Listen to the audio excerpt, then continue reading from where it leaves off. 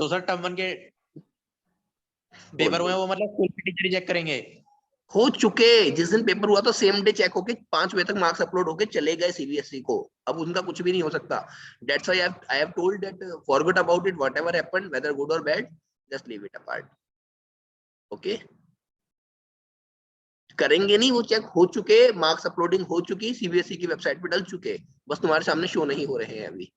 ठीक है, तो सर सीबीएसई की वेबसाइट मतलब स्कूल की तरफ से जा चुके। हाँ क्या बोला? वो स्कूल के टीचर ने चेक किए हैं स्कूल के पेपर? टीचर ने चेक करे, but school teacher is have not the freedom to give you unlimited marks.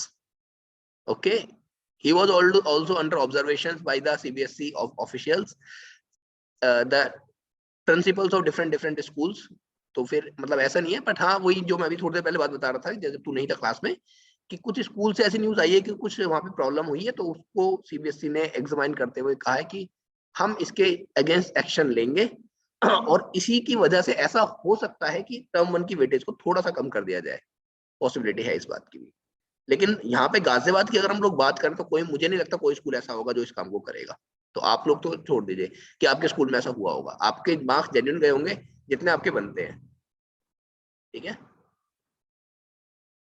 चलो शुरू करें बच्चों। Laws of photoelectric effect, जो सारी बातें हम लोगों ने कल समझी थी उन सारी चीजों को हम लोगों को कंपाइल करके एक जगह लिखना है। ठीक है, जो हम लोगों ने कल एक्सपेरिमेंटल सेटअप तैयार किया था, एक बार जरा उस एक्सपेरिमेंटल सेटअप को ध्यान से देखिए। उस एक्सपेरिमेंटल सेटअप में क्या क्या था बच्चों?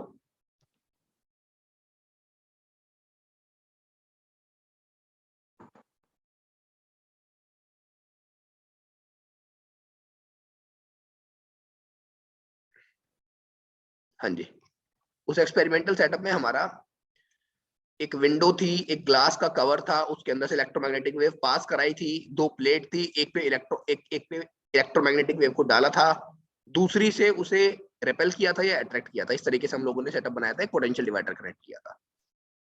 तो बेसिकली हम लोगों ने इस एक्सपेरिमेंट में 4 ही मेजर चीजें ऑब्जर्व करी, 4 नहीं 2 ही मेजर चीजें ऑब्जर्व करी। एक तो इंटेंसिटी का इफेक्ट, एक फ्रीक्वेंसी का इफेक्ट। कौन बच्चा मुझे फ्रीक्वेंसी इंटेंसिटी का इफेक्ट बताएगा? आने वाली वेव की इंटेंसिटी को इंक्रीज किया था, और इंटेंसिटी को इंक्रीज कराने से अगर प्लेट नंबर 2 को पॉजिटिव रखा था तो क्या चीज बढ़ रही थी बच्चों? करंट बढ़ रहा था। करंट के बढ़ने का मतलब हम लोगों ने ये कंक्लूड किया था कि क्या बढ़ रहा होगा? नंबर ऑफ इलेक्ट्रॉन्स जो निकल रहे हैं वो बढ़ रहे होंगे। ठीक है, इसके बाद अगर हमने उसको नेगेटिव कर दिया तो नेगेटिव करने के बाद हमने उसका स्टॉपिंग पोटेंशियल देखा कि जो इलेक्ट्रॉन निकल के आ रहे हैं उनको रोकने के लिए मुझे कितना पोटेंशियल लगाना पड़ेगा। तो मैंने कहा था स्टॉपिंग पोटेंशियल से हम एक तरीके की एनर्जी लगा रहे हैं, अपोजिंग एनर्जी, जो उसको मना करे आने को, रोक दे। तो उस केस में हम लोगों ने क्या पढ़ा था कि अगर हम इंटेंसिटी को इंक्रीज कर रहे हैं और सेकंड प्लेट को नेगेटिव कर रहे हैं तो मुझे स्टॉपिंग पोटेंशियल को इंक्रीज नहीं करना पड़ रहा। मतलब कि जो इलेक्ट्रॉन निकल रहे हैं वो ज्यादा आने लगे, लेकिन क्या नहीं बढ़ रहा था बच्चों? उनकी एनर्जी नहीं बढ़ रही थी, जिसकी वजह से मुझे स्टॉपिंग पोटेंशियल को कांस्टेंट रखना पड़ा था। फिर हम लोगों ने फ्रीक्वेंसी के साथ बातें देखी थी, फ्रीक्वेंसी के साथ जस्ट अपोजिट चीज हुई थी। क्या क्या हुआ था कि अगर हम इलेक्ट्रोमैग्नेटिक वेव की फ्रीक्वेंसी को इंक्रीज करें तो इलेक्ट्रोमैग्नेटिक वेव की फ्रीक्वेंसी को इंक्रीज करने से नंबर ऑफ फोटो इलेक्ट्रॉन्स और फोटो इलेक्ट्रिक करंट तो सेम रहता है, मतलब इलेक्ट्रॉन ज्यादा नहीं निकल पाते। अगर फ्रीक्वेंसी बढ़ाएंगे तो इलेक्ट्रॉन ज्यादा नहीं निकलेंगे, और अगर फ्रीक्वेंसी बढ़ा दें तो दूसरी चीज बढ़ रही थी। क्या बढ़ रहा था बच्चों? क्या बढ़ रहा था फ्रीक्वेंसी को बढ़ाने से? इलेक्ट्रॉन तेजी से भाग के आ रहे थे, जिसकी वजह से मुझे उनको रोकने के लिए ज्यादा क्या लगाना पड़ रहा था? Stopping potential. Stopping potential. ठीक है, अब ये तो हमारे 2 लॉज हो गए। जो हम लोगों ने 4 पॉइंट लिखे हैं इनको हम 2 लॉ बनाए, 2 लॉज बनाएंगे। ये जो क्वेश्चन मैं आप लोगों को लिखवा रहा हूं बेटा, ये क्वेश्चन 2 नंबर में लिखने के लिए आ सकता है। Right all the laws of the photoelectric effect because it is a subjective paper. ठीक है, तो बताइए फर्स्ट पॉइंट इसका क्या होगा? फर्स्ट पॉइंट बच्चों लॉज में वो होगा जो कि हम लोगों ने पढ़ा था किसके अंदर? थ्रेशोल्ड फ्रीक्वेंसी की डेफिनेशन। थ्रेशोल्ड फ्रीक्वेंसी क्या होती है बताओ? बोलो बोलो। It is the minimum frequency. It is the minimum frequency of electromagnetic wave which is just sufficient to eject the electron from the surface of the metal, isn't it? यही होती है।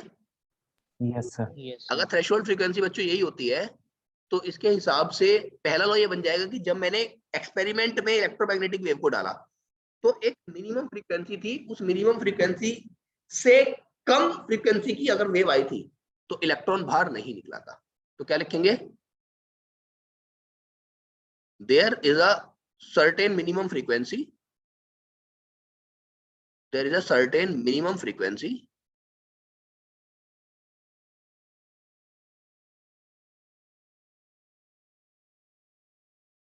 below which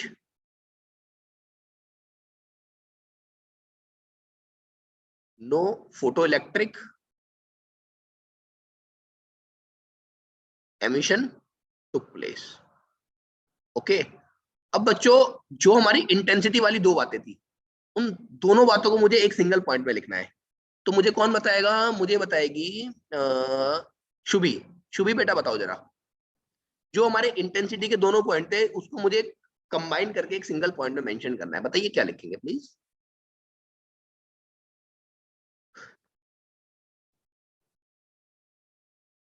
Shubhi, am I audible बेटा? Yes, sir. There is no need of hesitation और like that. जो भी आपको समझ में आ रहा है वो बताइए।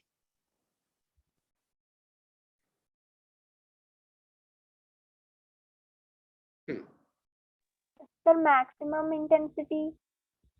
नहीं, जो दो पॉइंट्स थे ना इंटेंसिटी के, इंटेंसिटी बढ़ाने से क्या चीजें चेंज हो रही थी, क्या चीजें चेंज नहीं हो रही थी, वो सारी बातें।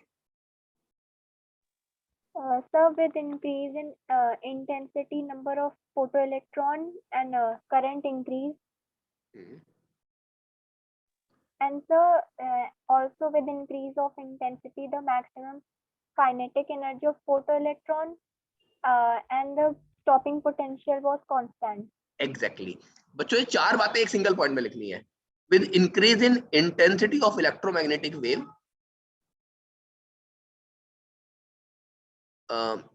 number of photoelectrons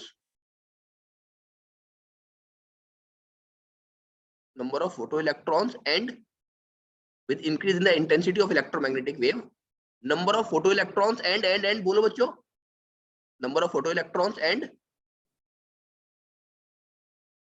photoelectric current increases, but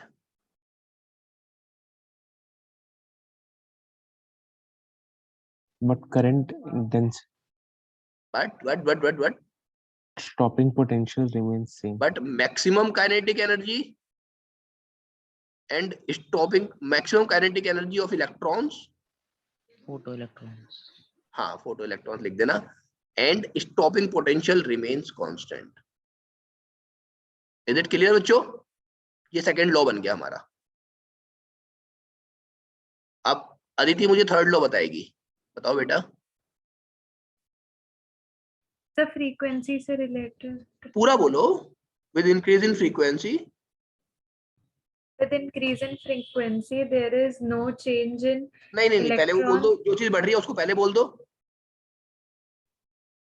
kinetic energy of electrons and stopping kinetic energy potential. of photoelectrons and Stopping potential increases. and stopping potential increases, but photoelectrons and photoelectric current number remain- number of photoelectrons, not only photoelectrons. Yes, but the number of photoelectrons. Number of photoelectrons and Photoelectric current remains constant. photoelectric current remains constant. बच्चों clear है?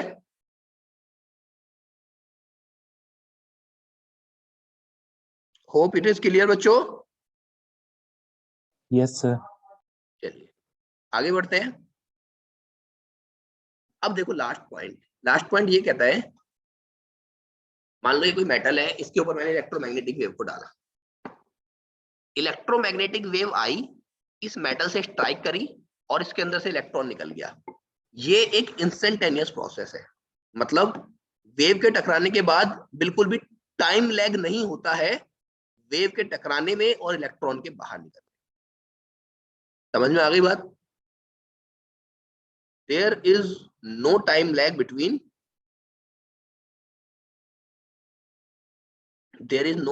between incidence of electromagnetic wave and there is no time lag between incidence of electromagnetic wave and there is no time lag between incidence of electromagnetic wave and ejection of photoelectrons. Is this law clear? Yes, sir.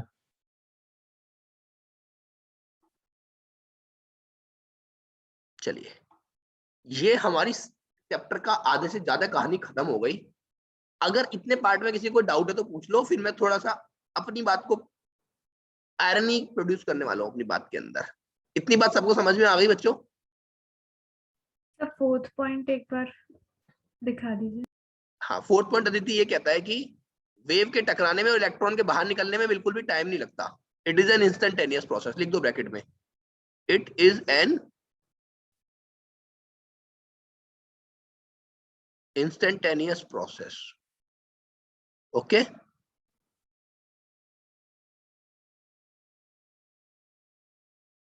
Got it? चलो अच्छा, sir, हमने अपने laws अपनी में बात को क्या बोलो। सर हमने लॉज में प्लेट जो चेंज हो रही है, कभी हम पॉजिटिव वाली प्लेट नंबर 1 रख रहे हैं और कभी प्लेट 2, वो क्यों नहीं लिखा? लिखा है, ध्यान से पढ़।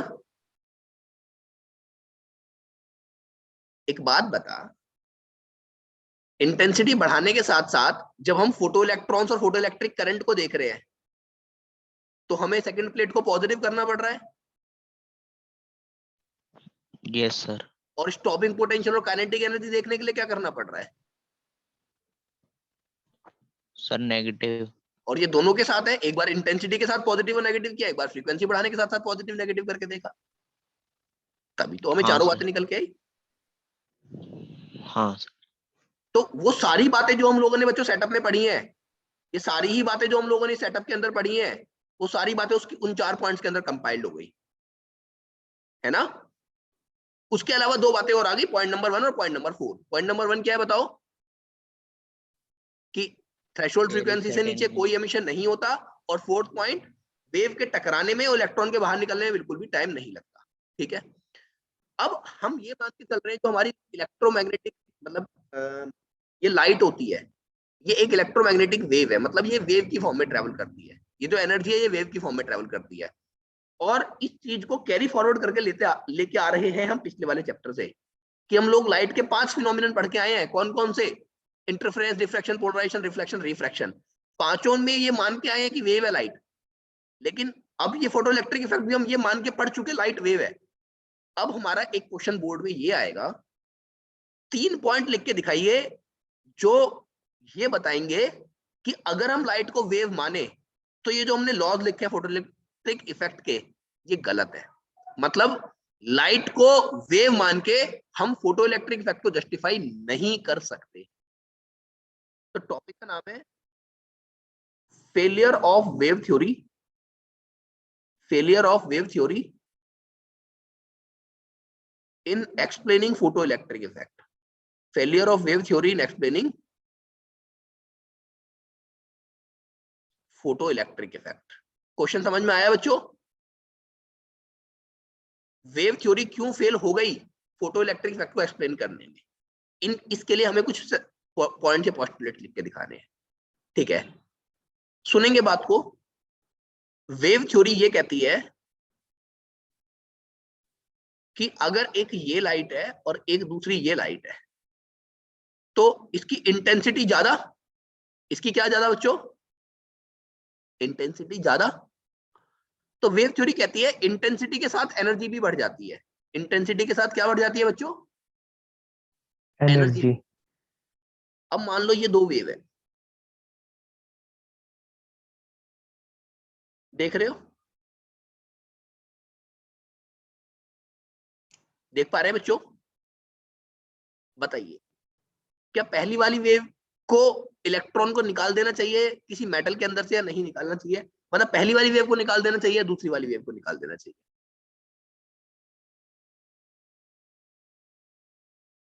बोलो एक्सक्यूज मी सर। बोलो। सर वेव थ्योरी में ये कहा था कि हमारी मैक्सिमम काइनेटिक एनर्जी सेम रहती है, तो इंटेंसिटी से इंक्रीज कैसे होती है वो? दोबारा बोलो, क्या बोल रहे हो? सर आपने भी कहा कि वेव थ्योरी ने कहा था कि एनर्जी इंक्रीज होगी हमारी इंटेंसिटी से। जो एनर्जी होती है किसी वेव की वो उसकी इंटेंसिटी में डिस्ट्रीब्यूट होती है, कि किसी वेव की इंटेंसिटी ज्यादा तो उसकी पास उसकी वो अपने साथ एनर्जी भी ज्यादा कैरी करके लेके जा रहे हैं। सर पर काइनेटिक एनर्जी तो उसकी कांस्टेंट रहती है ना फिर। तो यही तो फेलियर है। Okay sir. अभी उसकी बात 2 मिनट बाद करेंगे, लेकिन वो सेकंड पॉइंट में लिखेंगे। पहले वाले पॉइंट में देखो बच्चों, कि एक ये वेव है, एक ये वेव है। अच्छा अदिति बता बेटा, इन दोनों वेव में तुम्हें क्या डिफरेंस दिखाई दे रहा है? सर एम्पलीट्यूड का। दूसरी वेव और पहली वेव में एम्पलीट्यूड के अलावा क्या डिफरेंस है? सर फ्रीक्वेंसी का। फ्रीक्वेंसी। फ्रीक्वेंसी। दूसरी वेव की फ्रीक्वेंसी बहुत ज्यादा है। अदिति देख रहे हो बेटा? चलो मैं इसको थोड़ा सा और यस सर।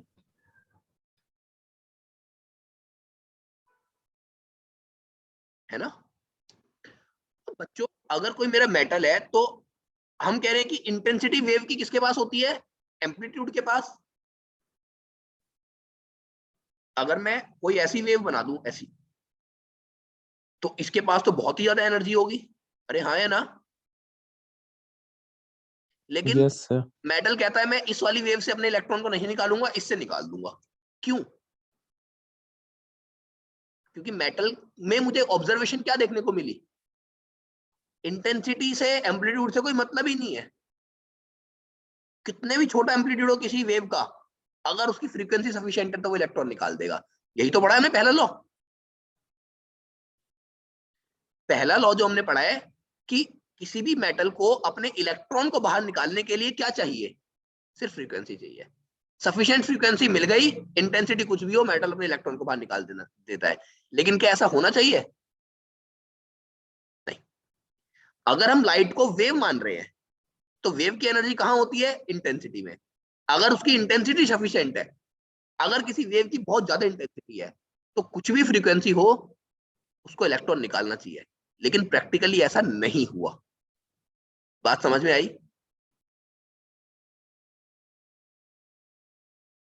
बोलो। एक काम करो, मैं पहले इस पॉइंट को मेंशन कर देता हूं, उसके बाद मैं आप लोगों से दोबारा डिस्कस करूंगा। Number 1, according to wave theory,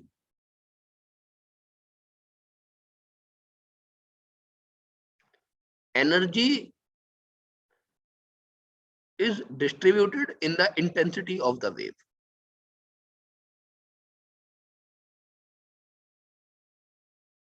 Full stop.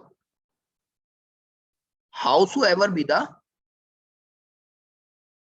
frequency, frequency कितनी भी हो, howsoever be the frequency, if the intensity of wave is sufficient,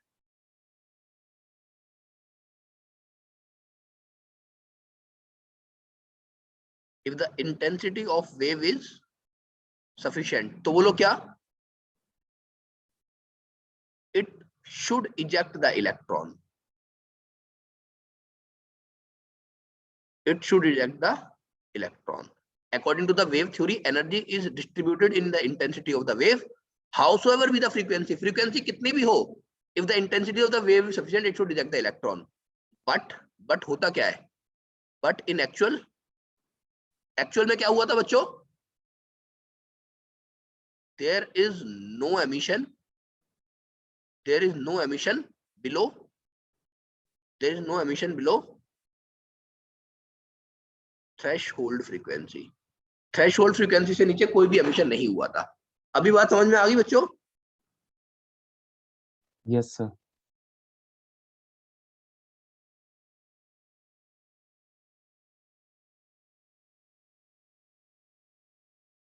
बोलो सारे बच्चे।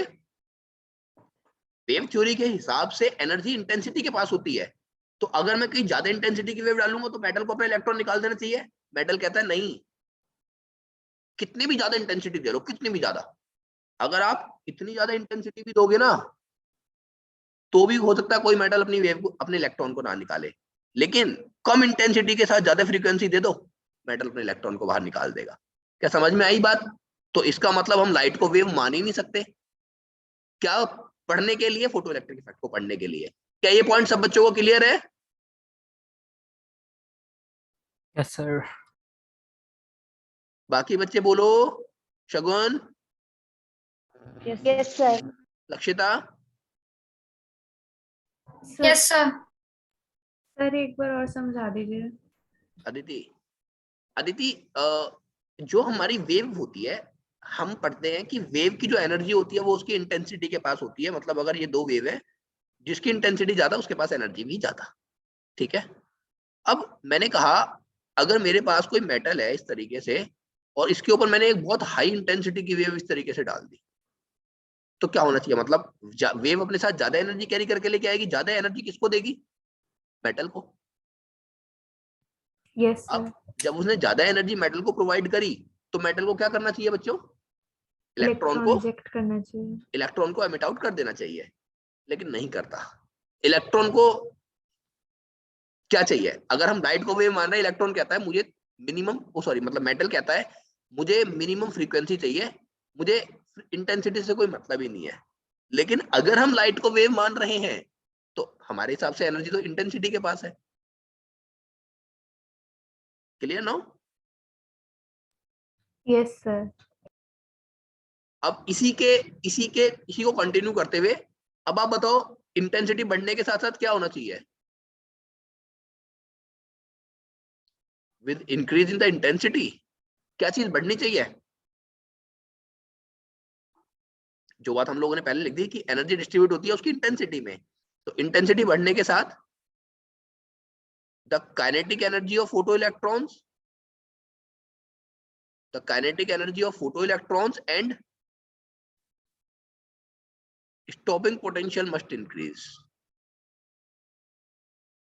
Increasing the intensity of with increasing the intensity, the kinetic energy of kinetic energy of the photoelectrons and stopping potential should increase.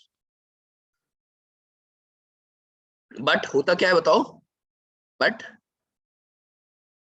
in actual में क्या होता है? Constant रहते हैं। Both are constant. ये किसके साथ बढ़ता है? फ्रीक्वेंसी के साथ। फ्रीक्वेंसी के साथ इनको बढ़ना ही नहीं चाहिए। इन दोनों चीजों को इंटेंसिटी के साथ बढ़नी चाहिए, और इंटेंसिटी के साथ ये दोनों चीजें नहीं बढ़ती हैं। इज इट क्लियर बच्चों? Yes, sir.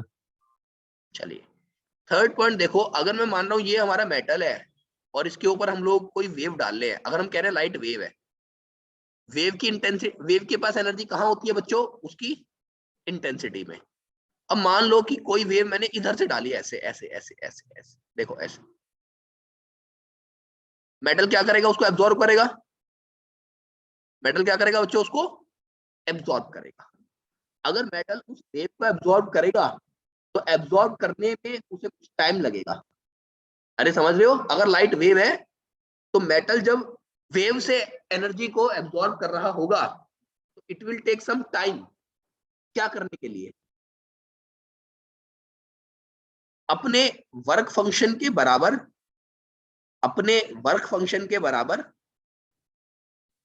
एनर्जी कलेक्ट करने के लिए वेव से, अपने वर्क फंक्शन के बराबर एनर्जी कलेक्ट करने के लिए किससे? वेव से। तो इसका मतलब जब तक अपने वर्क फंक्शन के बराबर एनर्जी कलेक्ट करेगा, जब तक अपने वर्क फंक्शन के बराबर एनर्जी कलेक्ट करेगा, तब तक अपने इलेक्ट्रॉन को बाहर नहीं निकालेगा। मतलब अगर हम लाइट को वेव मान रहे हैं, तो मेटल को कुछ टाइम लगना चाहिए। किस चीज में कुछ टाइम लगना चाहिए बच्चों? किस चीज में कुछ टाइम लगना चाहिए? अपने वर्क फंक्शन के बराबर एनर्जी कलेक्ट करने में और अपने इलेक्ट्रॉन को बाहर निकालने में। लेकिन एक्चुअल में क्या होता है?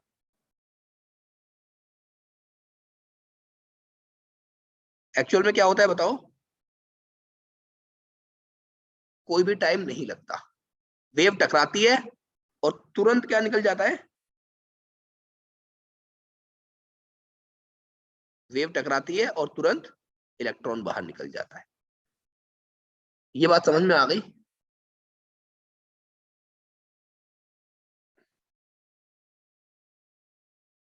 Since energy is distributed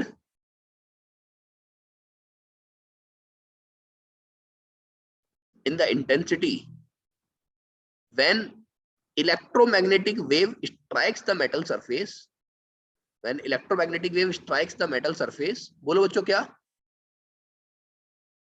When electromagnetic wave strikes the metal surface, comma, metal should take some time. Metal should take some time. किस चीज में बच्चों? To collect the energy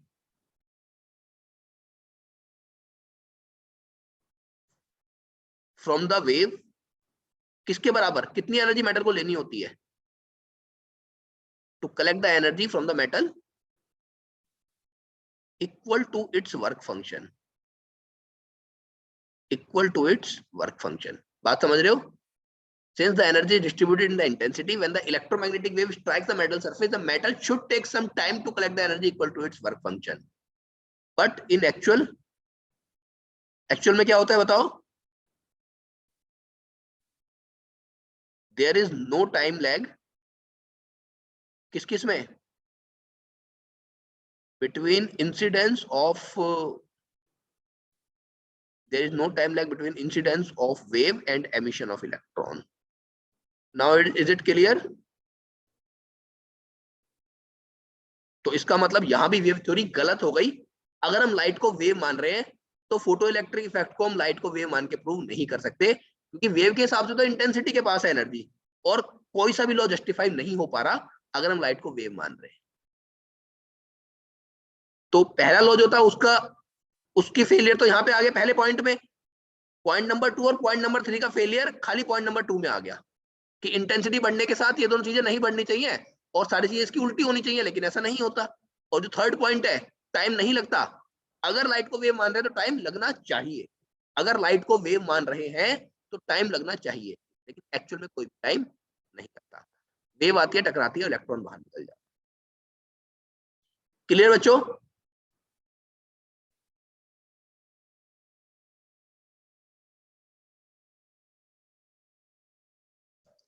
everyone is clear about these 3 points? इन दोनों में Yes, से sir. कोई सा भी एक क्वेश्चन आ सकता है आपके थ्योरी में लिखने के लिए. Either the question can be given as write all the laws of the photoelectric effect, or the question can be asked what are the failures of wave theory in explaining photoelectric effect. Clear to everyone? बोलो क्या हुआ? Yes, Yes, sir. sir. चलो अब बच्चों, क्योंकि wave theory sir हमारी एक बार first point दिखा दीजिए बस. क्योंकि वेव थ्योरी हमारी फेल होगी फोटो इलेक्ट्रिक इफेक्ट को समझने के लिए, तो हम नहीं मान सकते कि जो मेरे पास तक लाइट चल के आ रही है वो वेव की फॉर्म में है. तो अब हमारे यहाँ पे एक नई नेचर हम लोगों को एज्यूम करनी पड़ेगी कि जब हम फोटो इलेक्ट्रिक इफेक्ट पढ़ रहे हैं तो हम लाइट को वेव नहीं मान सकते. Rather we should change its nature, and here we assume that light travels in the form of small particles, and these small particles are called